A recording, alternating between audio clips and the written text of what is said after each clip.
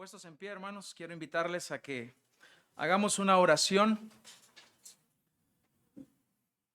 Hemos estado durante mucho tiempo parados, así que es bueno que nos pongamos de pie. Y vamos a orar para que el Señor nos dirija en este momento. Gracias te damos, Señor, porque tú eres bueno, grande, misericordioso, lleno de gracia y verdad. Y de esta verdad y de esta gracia tomamos para poder estar ahora acá. Y te agradecemos, Señor, por hablarnos a través de tu palabra, por haber traído esta revelación en las Sagradas Escrituras y mostrar al hombre la verdad del Dios Trino. Te agradecemos, Señor, porque has revelado tu palabra a nosotros que no merecemos absolutamente nada de ti, pero tu gracia es abundante, tu gracia es suficiente ahora. Te rogamos, Señor, que nos guíes y nos sigas fortaleciendo, guiando en tu palabra, para que podamos ser alimentados y que podamos dar gloria al Dios Trino. Si alguna de estas doctrinas la hemos olvidado, ahora nos afiancemos y nos afirmemos, Señor, en nuestra fe, para que nuestra fe sea sólida, para que nuestro gozo sea completo en ti, Señor. Gracias te damos por este tiempo y te rogamos que nos ilumines, que por medio del Espíritu Santo que mora en nosotros, seamos ahora guiados a través de tu palabra para estas verdades y poder aplicarlas en nuestra vida. En tu nombre oramos, Señor. Amén. Pueden tomar asiento, hermanos. Mientras el pastor Mark hablaba, bueno, este texto no lo traigo en mis notas, pero estaba pensando en esta realidad que muchas veces se vive en las iglesias. Y es que solemos pensar que está el Padre, está el Hijo y el Espíritu Santo, pero lo vemos de una manera que el Padre es más Dios que Cristo. Y que Cristo es más Dios que el Espíritu Santo. De hecho, a veces solemos olvidar mucho también al Espíritu Santo. Yo no voy a hablar ahora del Espíritu Santo, pero estaba pensando en aquella ocasión en la cual Felipe le dice al Señor, muéstranos al Padre y nos basta. Yo creo que Felipe pensó, qué idea tan maravillosa se me ha ocurrido ahora. Y muéstranos, Señor, al Padre y nos basta. Y el Señor le responde, y eso está en Juan 14, 9. Tanto tiempo he estado con ustedes y todavía no me conoces, Felipe. El que me ha visto a mí, ha visto al Padre. ¿Cómo dices tú? Muéstranos al Padre. ¿No crees que yo estoy en el Padre y el Padre en mí? Las palabras que yo les digo, no las hablo por mi propia cuenta, sino que el Padre que mora en mí es el que hace las obras. ¿Y cuántas veces nosotros cometemos este tipo de errores en la manera que llegamos a pensar que queremos llegar solo al Padre porque estamos viendo de menos a las otras personas? ¿Y qué aprendíamos ahora? Que Dios es, ¿cuántas personas? 3 personas. Dios es 3 personas. ¿Quiénes son esas personas? El Padre, el Hijo y el Espíritu Santo. ¿Cuántos dioses hay? Uno solo. El Padre, el Hijo y el Espíritu Santo son igualmente y plenamente Dios. Así que en esto, hermanos, nos estamos ahora deleitando porque es precioso ver cómo el ministerio de nuestro Señor Jesucristo implicaba revelar al Padre. Revelar al Padre. En la oración sacerdotal que nosotros encontramos en Juan 17, versículo 6, dice, he manifestado tu nombre a los hombres que del mundo me diste. Eran tuyos y me los diste y han guardado tu palabra. Lo cual ya había sido confirmado en el capítulo 1. Si usted va a Juan capítulo 1,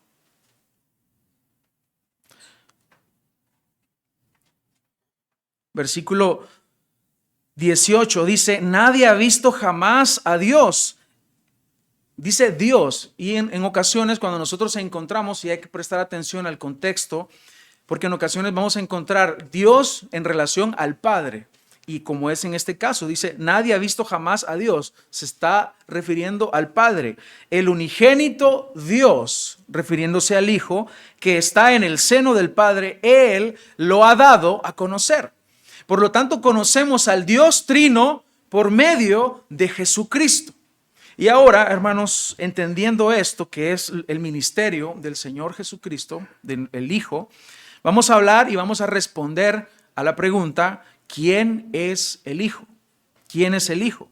Y esta es una pregunta tan importante que debemos hacernos, y tan importante es que dependiendo de quién usted crea que es el Hijo, de acuerdo de esa respuesta que hagamos a esta pregunta, nosotros vamos a determinar nuestro lugar en la eternidad. Porque para algunas personas Jesús era un filósofo.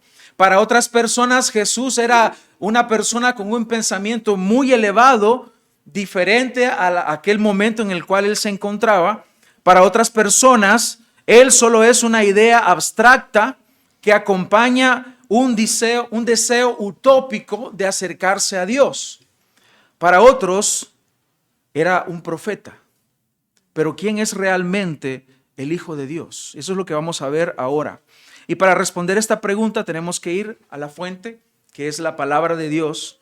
En Juan 17:17 dice, santifícalos en tu verdad, tu palabra es verdad. Por eso la base de lo que nosotros estamos ahora enseñando es solamente la palabra de Dios.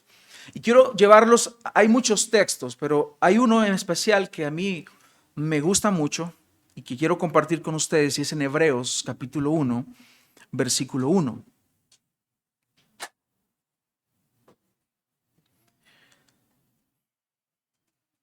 Dice la palabra de Dios, Hebreos 1:1, Dios, habiendo hablado muchas veces, de muchas maneras, en otro tiempo a los padres por los profetas, en estos postreros días nos ha hablado por el Hijo, a quien constituyó heredero de todo, y por quien asimismo hizo el universo, el cual siendo el resplandor de su gloria y la imagen misma de su sustancia, y quien sustenta todas las cosas con la palabra de su poder, habiendo efectuado la purificación de nuestros pecados por medio de sí mismo, se sentó a la diestra de la majestad en las alturas, hecho tanto superior a los ángeles, cuanto heredó más excelente nombre que ellos.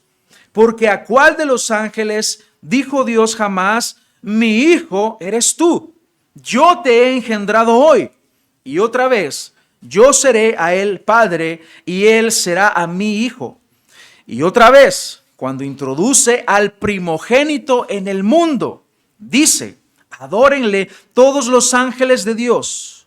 Ciertamente de los ángeles dice, el que hace a sus ángeles espíritus y a sus ministros llama de fuego. Mas del Hijo dice, tu trono, oh Dios, por el siglo del siglo, cetro de equidad, es el cetro de tu reino. Has amado la justicia y aborrecido la maldad, por cuanto te ungió Dios, el Dios tuyo, con óleo de alegría, más que a tus compañeros. Y tú, oh Señor, en el principio fundaste la tierra y los cielos son obra de tus manos. Ellos perecerán, mas tú permaneces. Y todos ellos se envejecerán como una vestidura.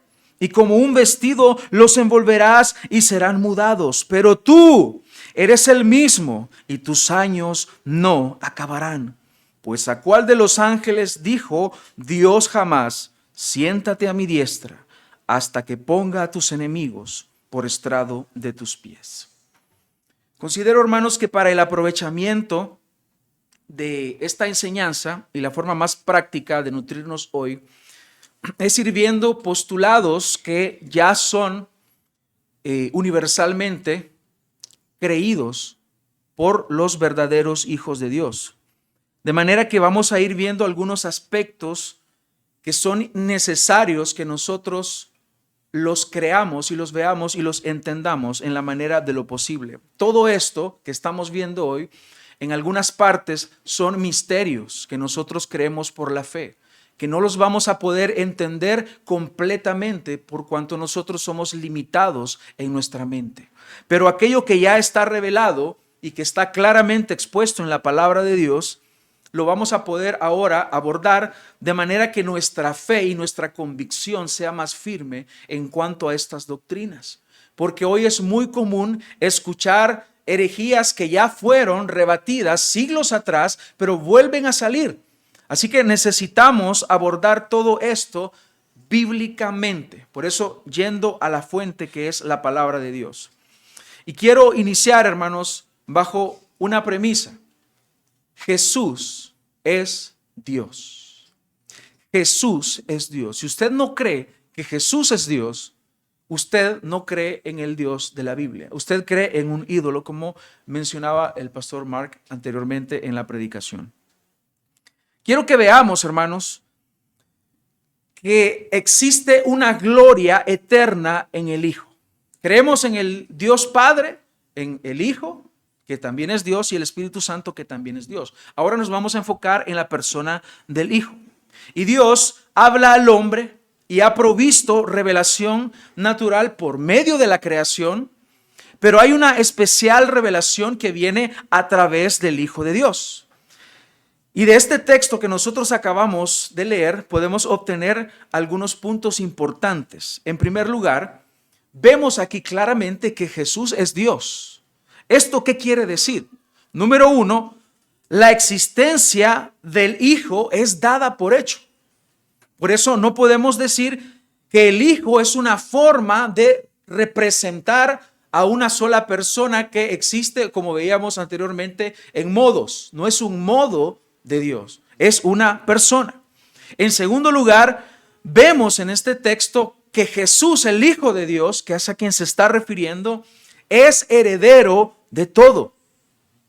En tercer lugar, vemos que Él es el creador y sustentador de todo lo creado. En cuarto lugar, vemos que posee deidad gloriosa. Por eso decimos claramente que Jesús es Dios. Y en quinto lugar, posee exactamente la misma esencia divina, que en el griego, la palabra que encontramos acá es copia exacta. Es exactamente, es de la misma naturaleza. Es una forma de referirse a que Él es de la misma sustancia.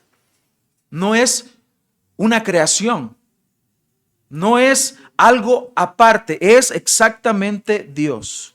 Así que este texto leído se encarga de decirnos que Jesús es Dios y por lo tanto, como Dios, Él está sobre todo lo que existe. ¿Qué decían de Jesús? ¿No es este el hijo del carpintero? Así se referían de Cristo. Así preguntaban algunos a la hora de escuchar las enseñanzas de Jesucristo cuando quedaban ellos admirados y decían, ¿acaso no es este el hijo del carpintero? Otros presenciaban los milagros que Jesús hacía y llegaban a la conclusión que un profeta del Antiguo Testamento había vuelto a la vida y estaba ahora en medio de ellos. Otros creían que era Jeremías, Elías u otro profeta. Pero también para algunos era solamente un maestro que ayudaba a la gente. Pero, ¿quién es el Hijo de Dios? Y el Señor habla a sus discípulos y le dice, ¿y ustedes quién creen que es el Hijo del Hombre? Y aquí surge una expresión, el Hijo del Hombre. Pero acabamos de estar diciendo del Hijo de Dios. Y ahora vemos el Hijo del Hombre. Y note algo, hemos estado hablando del Hijo de Dios y ahora de pronto nos ponemos a hablar del Hijo del Hombre porque Jesús así lo ha expresado. Si bien es cierto, comprendemos que la doctrina correcta implica que Jesús es Dios y hombre, algunos piensan que cuando Jesús se refiere a sí mismo y dice del Hijo del Hombre, algunos dicen rápidamente, se está refiriendo a su naturaleza humana. Pero sucede todo lo contrario. Y quiero llevarlos al Antiguo Testamento, a Daniel capítulo 7, versículo 9, donde dice, estuve mirando hasta que fueron puestos tronos y se sentó un anciano de días, cuyo vestido era blanco como la nieve, y el pelo de su cabeza como lana limpia. Su trono llama de fuego, y las ruedas del mismo fuego ardiente. Un río de fuego procedía y salía de delante de él. Millares de millares le servían, y millones de millones asistían delante de él. El juez se sentó y los libros fueron abiertos. Yo entonces miraba a causa del sonido de las grandes palabras que hablaba el cuerno. Miraba hasta que mataron a la bestia, y su cuerpo fue destrozado y entregado para ser quemado en el fuego. Habían también quitado a las otras bestias su dominio, pero les había sido prolongada la vida hasta cierto tiempo. Ahora prestemos atención en este versículo, en el 13. Miraba yo en la visión de la noche, y he aquí, con las nubes del cielo, venía uno como un hijo de hombre, que vino hasta el anciano de días, y le hicieron acercarse delante de él, y le fue dado dominio, gloria y reino, para que todos los pueblos, naciones y lenguas le sirvieran. Su dominio es dominio eterno que nunca pasará, y su reino uno que no será destruido.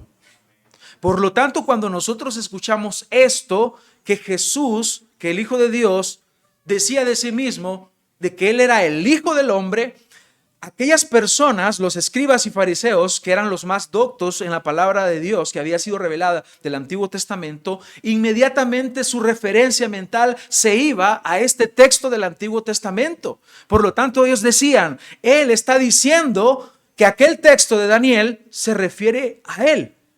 Y ese era su enojo.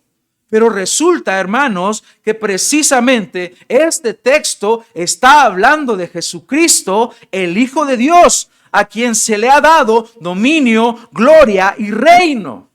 Por lo tanto, Jesús es Dios. Así que es claro entonces que cuando Cristo se refería a sí mismo llamándose Él el Hijo del Hombre, la referencia era directa a este texto.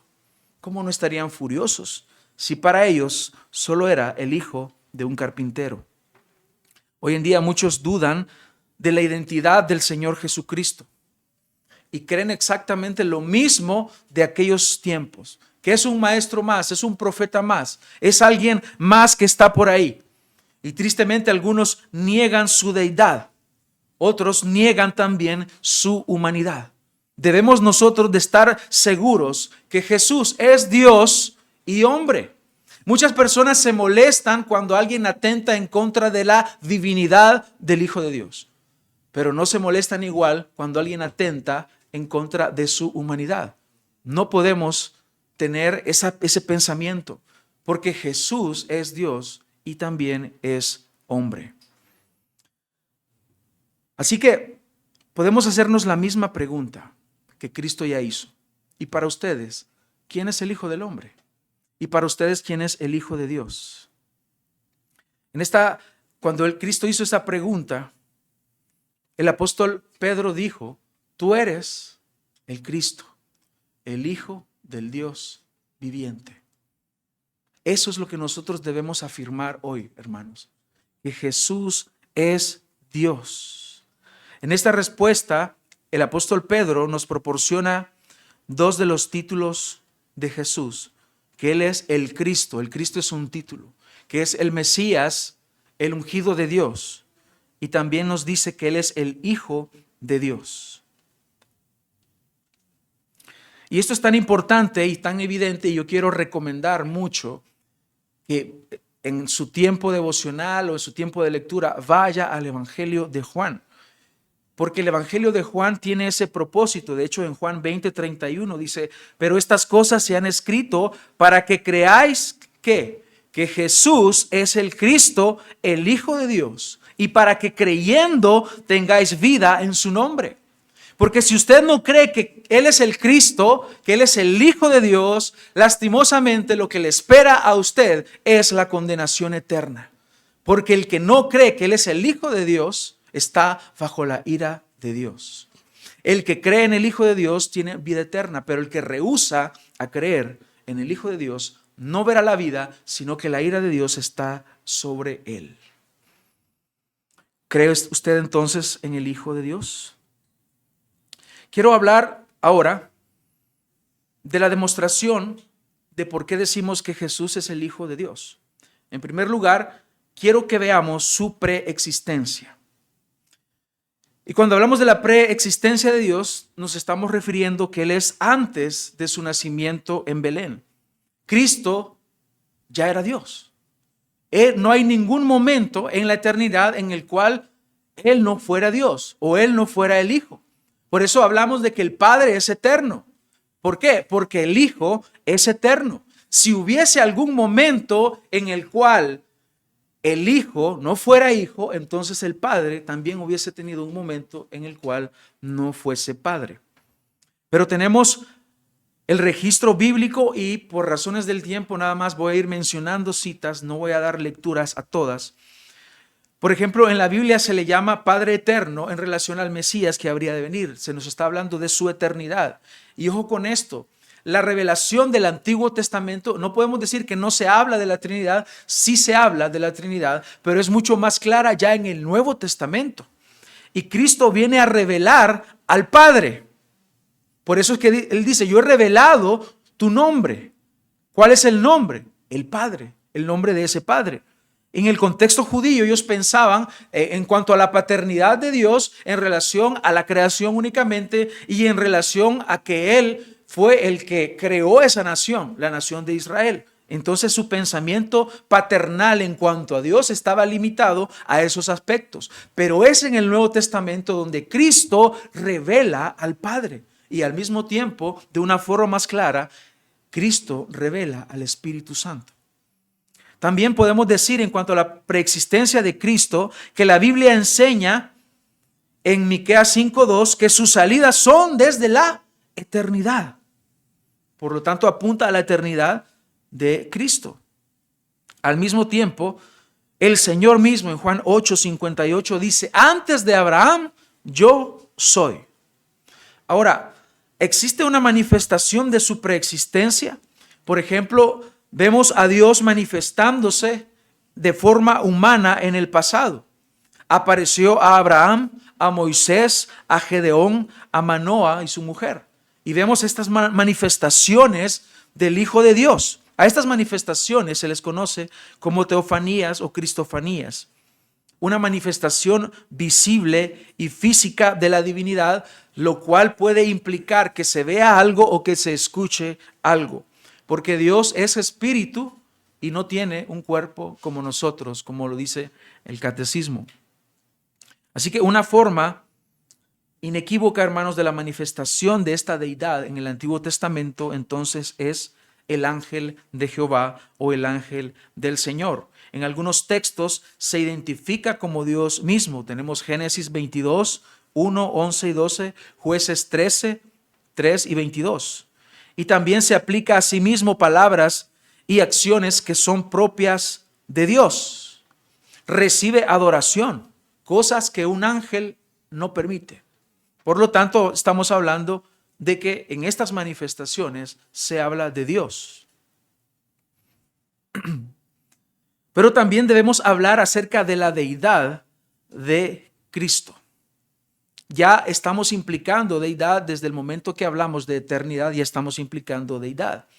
Pero hay textos y referencias bíblicas que de forma directa nos dicen que Jesús es Dios. En Juan 1:1 se le identifica como el Logos o el Verbo de Dios.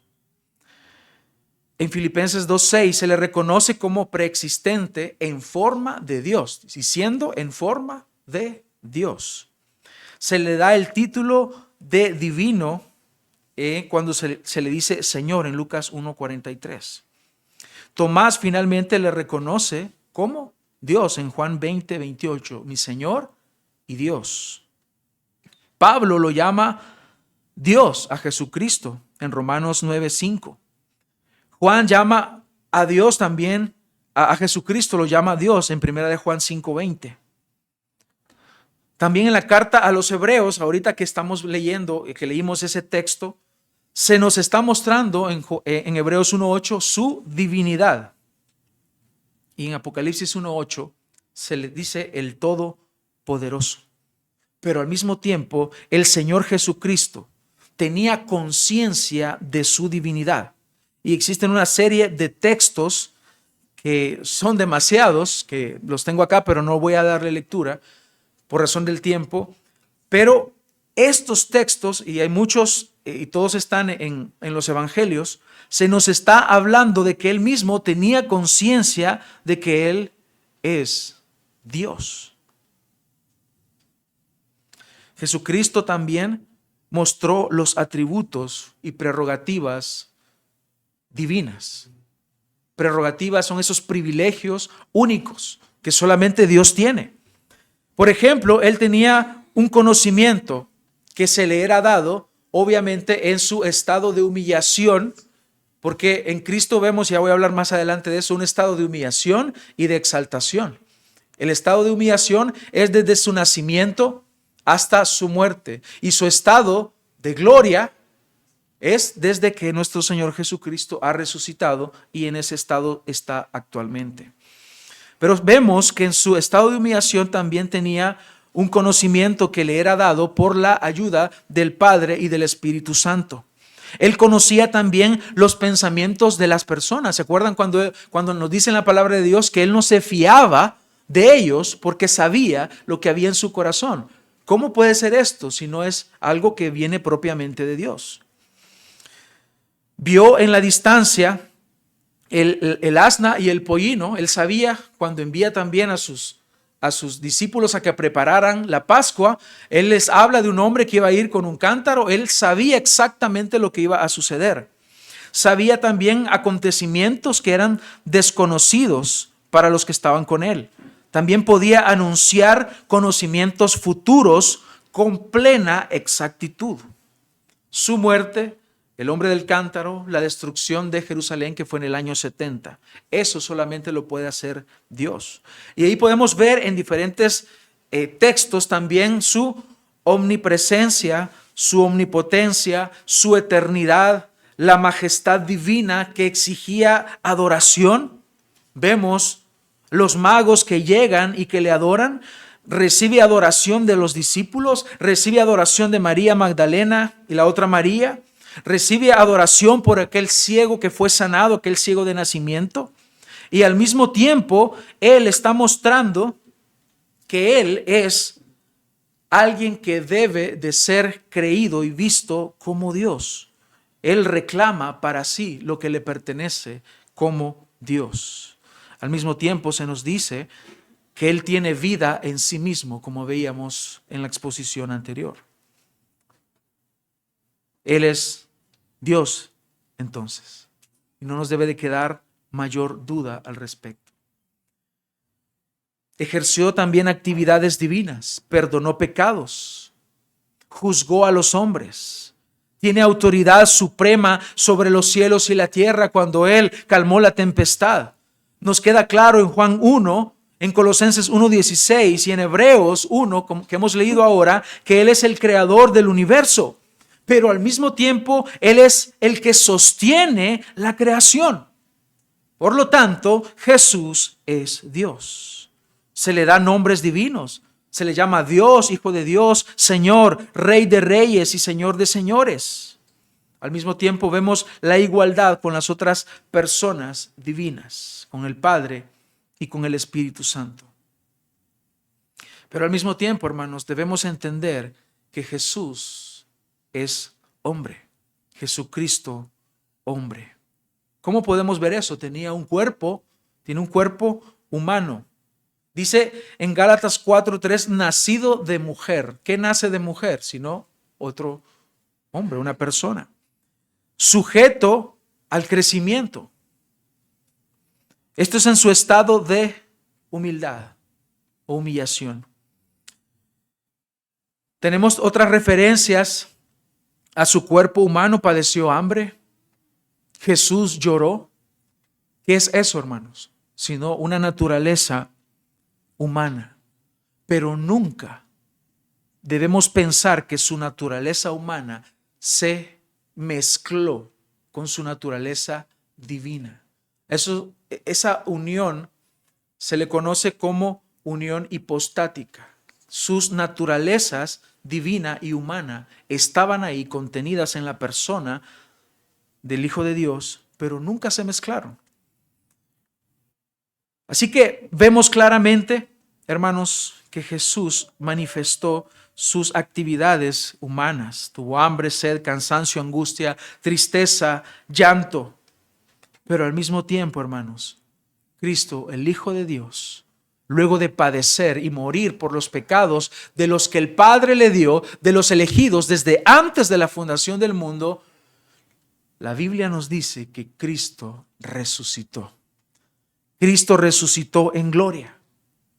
Y esa, hermanos, es la esperanza que nosotros tenemos, porque si Él vive, nosotros también viviremos. Y es de esa forma, hermanos, en la cual nosotros podemos encontrar gozo y paz y seguridad en la gloria del Hijo. Porque Cristo padeció, Cristo sufrió, Él vino a ser nuestro sustituto en el cuerpo. Todo aquello que usted no puede hacer y que le es imposible hacer por cuanto nuestro cuerpo está sujeto al pecado, en el caso de nuestro Señor Jesucristo, nuestro postrer Adán nos representó en la cruz, en su vida, satisfaciendo todas las demandas de la ley. ¿Para qué? Para que usted y yo ahora tengamos a alguien que sea nuestro sustituto y de esta manera poder nosotros suplir la justicia, no por nosotros mismos, sino por lo que Cristo hizo. Así que hay seguridad y gozo para nosotros, hermanos. Él es Dios y hombre, dos naturalezas en Cristo. Él es una persona divina, pero no son dos personas, sino una sola persona con dos naturalezas. Ese es el Hijo de Dios. Pero al mismo tiempo afirmamos su impecabilidad.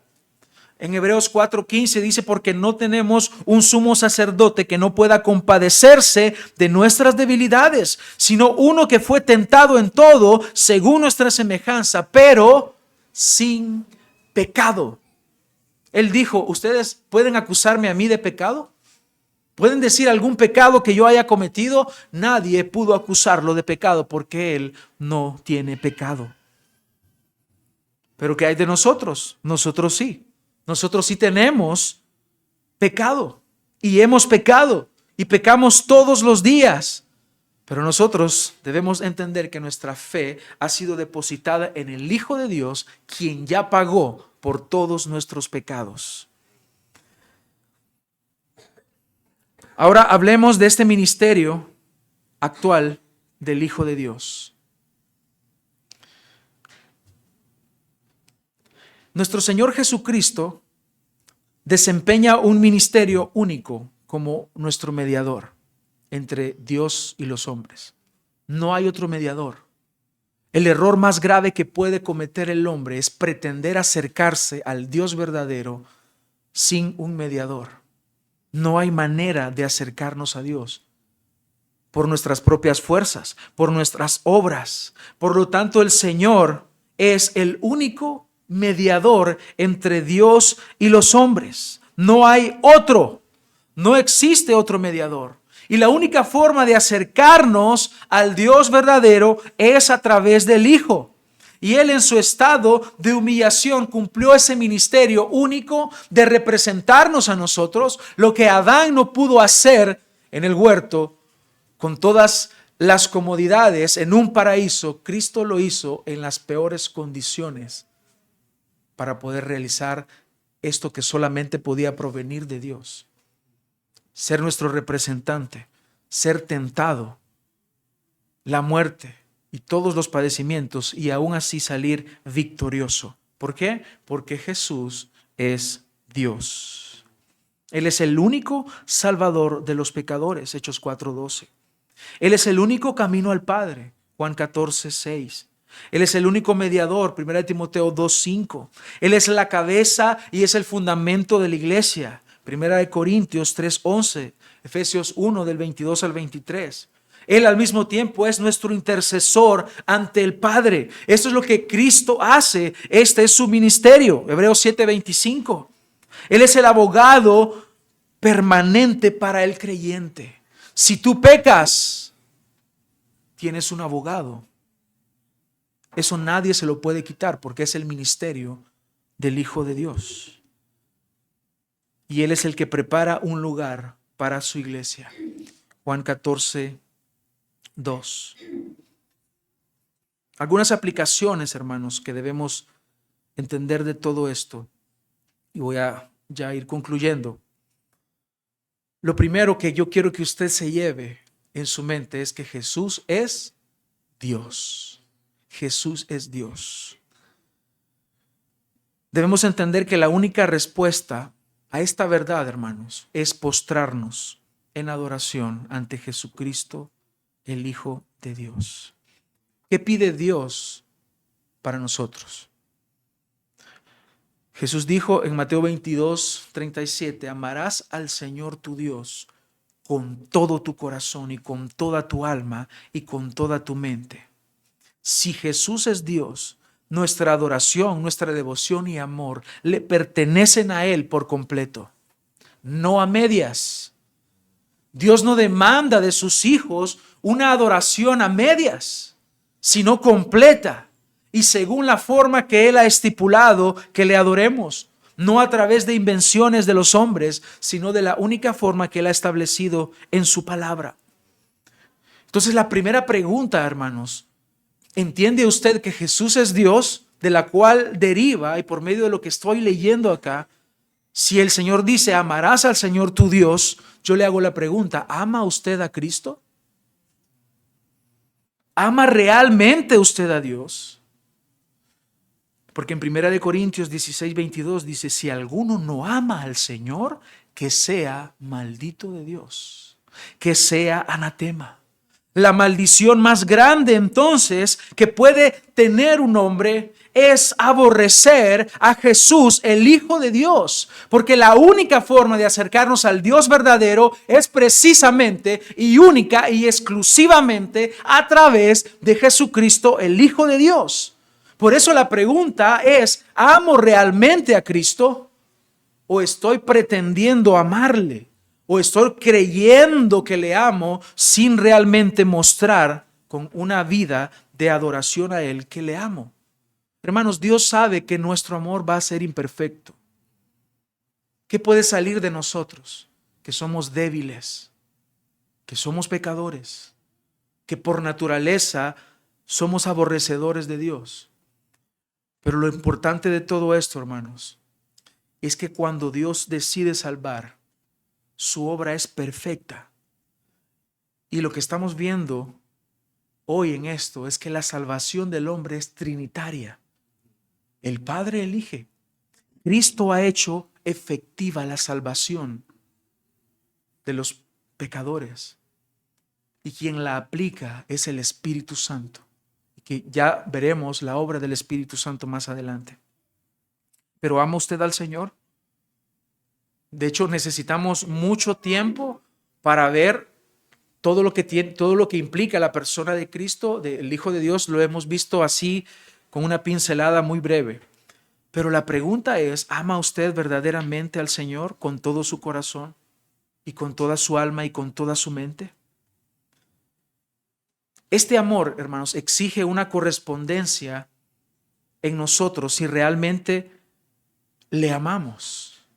Y la única manera bíblica de mostrar que amo al Señor no es diciendo que le amo. El que tiene mis mandamientos y los guarda, aquel es el que me ama.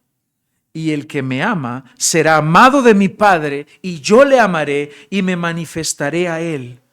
Así que la única manera bíblica y práctica de mostrar ese amor a Dios es guardando sus mandamientos.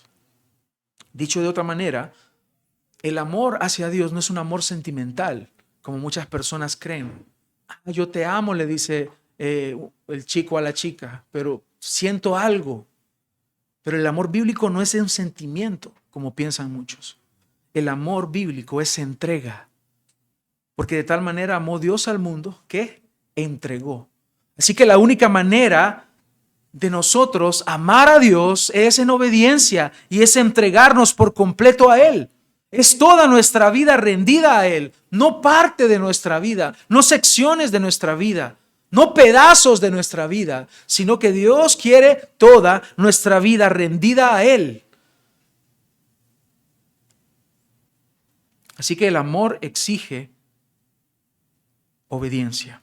En tercer lugar, el Señor espera un compromiso fiel de cada uno de los que han sido redimidos por su sangre. ¿Cómo? Sirviéndole. ¿Sirve usted a Dios? Porque el servicio Dios lo demanda. En primer lugar, tenemos un llamado a la salvación, y el segundo llamado que tiene el creyente es un llamado a servirle a Él. ¿Sirve usted a Dios? ¿Sirve usted a la iglesia? Porque Cristo lo dijo: si alguno da un vaso de agua, la cosa más simple y más sencilla que se puede hacer a otra persona, la hace a mí. Es un servicio a Dios. Por eso dice Romanos 12:1. Por tanto, hermanos, les ruego por las misericordias de Dios que presenten sus cuerpos como sacrificio vivo y santo, aceptable a Dios, que es el culto racional de ustedes. Y hay muchos otros textos que nos hablan acerca del servicio. Pero la única forma que yo tengo de mostrar ese amor a Cristo, al Hijo de Dios, es en obediencia, es sirviéndole. Pero hermanos, este servicio no es para pagar lo que Dios ha hecho, porque es imposible que nosotros paguemos con servicio a Dios. No es para pagar, es porque es una respuesta única, lógica, que se produce en aquel que ha comprendido que Jesús es Dios. En cuarto lugar, el creyente ha de procurar llevar una vida santa, apartada del pecado, porque justamente fue el pecado que llevó a la cruz al Hijo de Dios.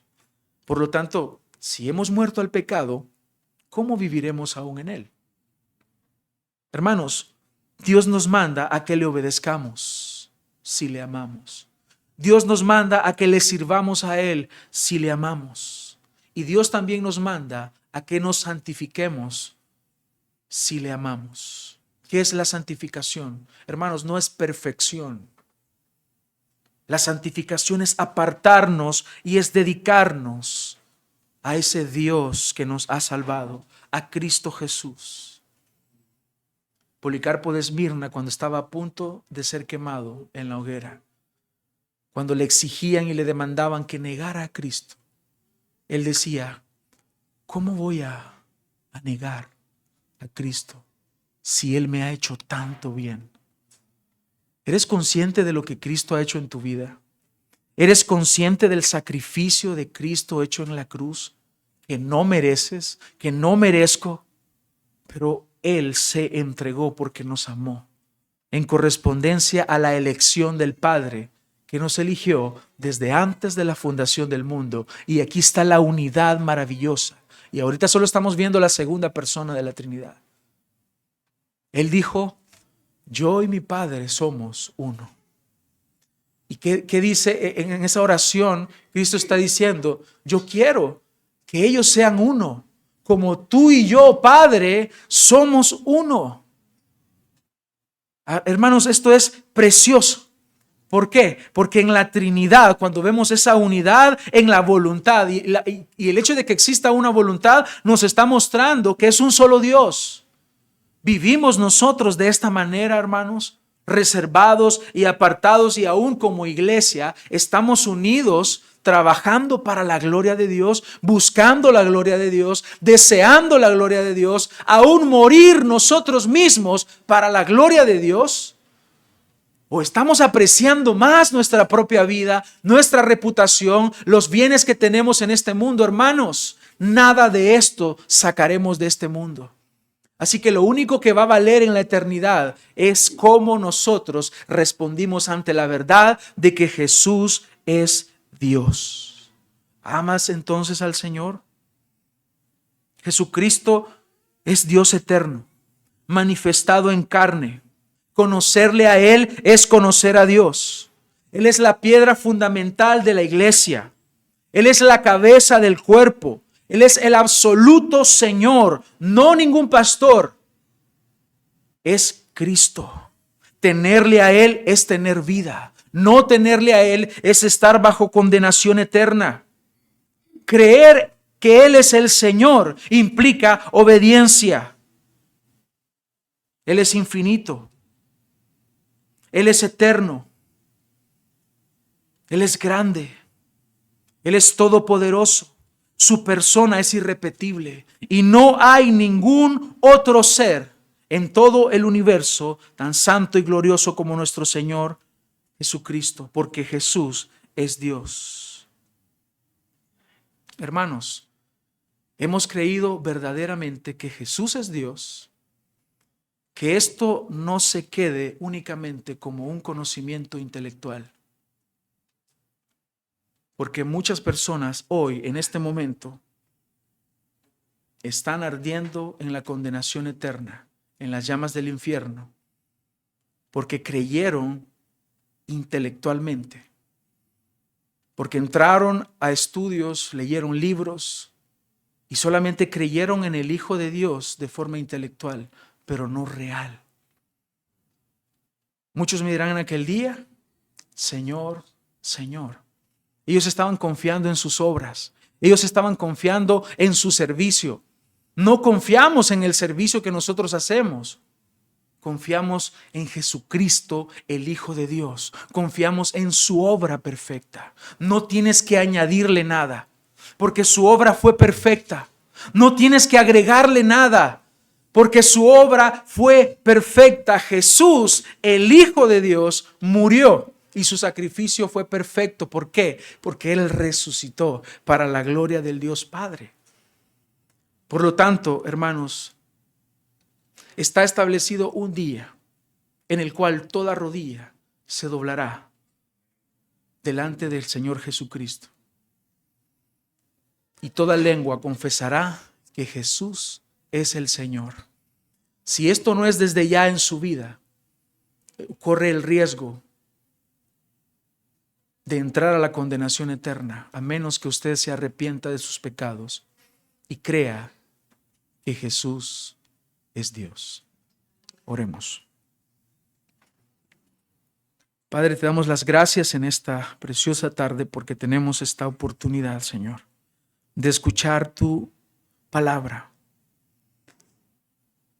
Vamos a tu palabra, Señor, y claramente nos dice una y otra vez que Jesús es Dios. Vemos en tu palabra, Señor, la manifestación más gloriosa del amor. Y es que el Hijo de Dios se entregó a favor de los pecadores. Mas Dios muestra su amor para con nosotros en que, siendo aún pecadores, Cristo murió por nosotros. Al que no conoció pecado, por nosotros le hizo pecado para que nosotros fuésemos hechos justicia de Dios. Y en ningún otro hay salvación, porque no hay otro nombre bajo el cielo dado a los hombres en quien podamos ser salvos. Y Cristo es la imagen del Dios invisible, en quien ha sido revelado el Dios trino. Gracias te damos, Señor, porque tu obra es perfecta a favor de los pecadores, inmerecedores, y de ninguna manera podíamos nosotros ser salvos a través de nuestras propias obras, las cuales están corrompidas por el pecado, manchadas por el pecado. Y si fuéramos lanzados al infierno, justamente estaríamos ahí, porque es lo que merecemos. Pero no nos has pagado conforme a nuestras transgresiones, sino que has extendido tu brazo, tu mano de misericordia, y has hecho, Señor, llegar tu gracia a nosotros y nos has salvado soberanamente, no por obras de justicia que nosotros hayamos hecho, sino por la sangre de Jesucristo, el Hijo de Dios, que murió en la cruz por nuestros pecados. Fortalece nuestra fe, Señor. Ayúdanos a estar firmes, aunque vengan vientos de doctrina por cualquier lado que nos quieran apartar de estas verdades. Permítenos estar firmes, Señor. Permítenos estar anclados a la verdad, Permítenos estar en la barca, seguros en ti, porque sabemos que tú estás con nosotros. Y la promesa, Señor, de tú estar con nosotros se sigue cumpliendo. Y aquí que yo estaré con ustedes todos los días hasta el fin del mundo. Por lo tanto, sabemos, Señor, que las puertas del Hades no prevalecerán contra la iglesia. Ninguno de los que tú, Señor, has elegido se perderá. Por lo tanto, descansamos en tu obra. Y podemos afirmar categóricamente y con toda seguridad que Jesús es Dios. En tu nombre oramos, Señor. Amén.